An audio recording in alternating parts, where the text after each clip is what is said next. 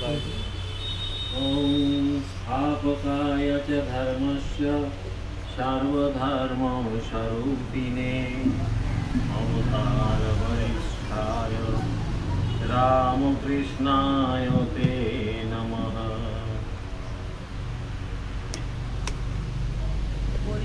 সব যোগমায়ার সাহায্য। গোপীদের ভালোবাসা পরকীয়ারতি। কৃষ্ণের জন্য গোপীদের প্রেমোন্মাদ হয়েছিল, নিজের স্বামীর জন্য অত হয় না। যদি কেউ বলে ওরে তোর স্বামী এসেছে, তা বলে এসেছে তা আসুক গে, ওই খাবে এখন। কিন্তু যদি পরপুরুষের কথা শুনে রসিক সুন্দর রসপণ্ডিত ছুটতে দেখতে যাবে আর আড়াল থেকে উঁকি মেরে দেখবে। যদি খোঁজ ধরো যে তাকে দেখি নাই, তারপর কেমন করে গোপীদের মতো টান হবে তা শুনলেও সেটা হয় না। জেনে নাম শুনে কানে মন গিয়ে তাই লিপ্ত হলো। একজন ভক্ত আজ্ঞা বস্ত্রহরণের মানে কি? শ্রী রামকৃষ্ণ অষ্টপাশ গোপীদের সব পাশই দিয়েছিল, কেবল লজ্জা বাকি ছিল, তাই তিনি ওপাশটাও ঘুচিয়ে দিলেন। ঈশ্বর লাভ হলে সব পাশ চলে যায়। যোগভ্রষ্টের ভোগান্তে ঈশ্বর লাভ। মহেন্দ্র মুখুজ্জে প্রভৃতি ভক্তদের প্রতি ঈশ্বরের উপর টান সকলের হয় না, আধার বিশেষে হয়, সংস্কার থাকলে হয়। তা না হলে বাগবাজারে এত লোক ছিল, কেবল তোমরাই এখানে এলে কেন? আধারেগুলোর হয় না। মলয় পর্বতের হাওয়া লাগলে সব গাছ চন্দন হয়, কেবল শিমুল অশ্বত্থ বট আর কয়েকটা গাছ চন্দন হয় না। তোমাদের টাকা কড়ির অভাব নাই। যোগভ্রষ্ট হলে ভাগ্যবানের ঘরে জন্ম হয়, তারপর আবার ঈশ্বরের জন্য সাধনা করে। মহেন্দ্র মুখুজ্জে কেন যোগভ্রষ্ট হয়? শ্রী রামকৃষ্ণ পূর্বজন্মে ঈশ্বর চিন্তা করতে করতে হয়তো হঠাৎ ভোগ করবার লালসা হয়েছে, এরূপ হলে যোগভ্রষ্ট হয়। আর পরজন্মে ওইরূপ জন্ম হয়। মহেন্দ্র তারপর উপায় শ্রী রামকৃষ্ণ। কামনা থাকতে ভোগ লালসা থাকতে মুক্তি নাই, তাই খাওয়া পড়া রমণ ভ্রমণ সব করে নেবে সহাস্যে। তুমি কি বলো, সদারায় না পরদারায়? মাস্টার মুখুজ্জে এরা হাসিতেছেন। দ্বাদশ পরিচ্ছেদ শ্রীমুখ কথিত চরিতামৃত ঠাকুরের নানা সার। পূর্ব কথা। প্রথম কলিকাতায় নাথের বাগানে গঙ্গা স্নান। শ্রী রামকৃষ্ণ ভোগ লালসা থাকা ভালো নয়, আমি তাই জন্য যা যা মনে উঠত অমনি করে নিতাম।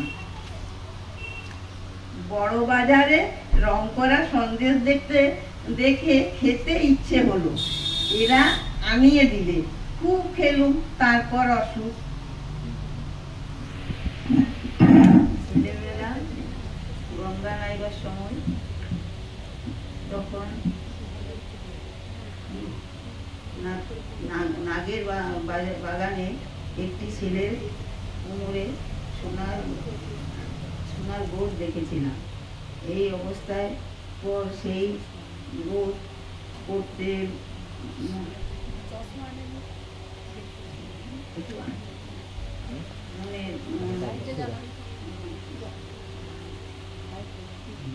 সেই গোট গলাতে সারা হলো, তা বেশিক্ষণ রাখবার জো না। গোট পরে ভিতর দিকে শিরশির করে উপরে বায়ু উঠতে লাগলো।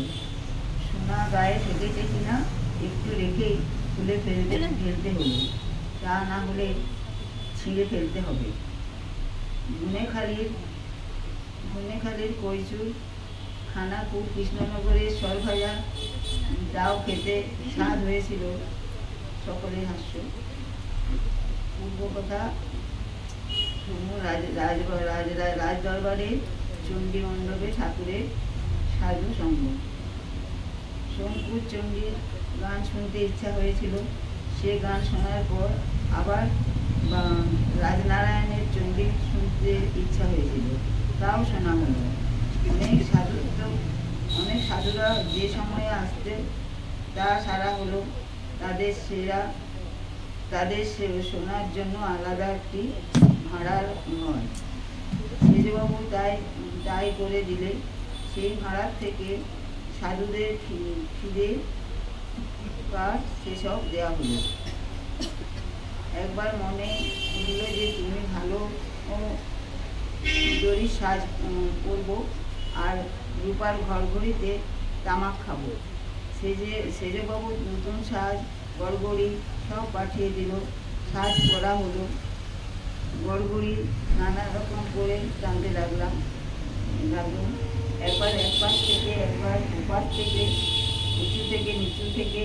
তখন বললাম, মন এক নাম, রূপোর গড়গড়িতে তামাক খাওয়া, এই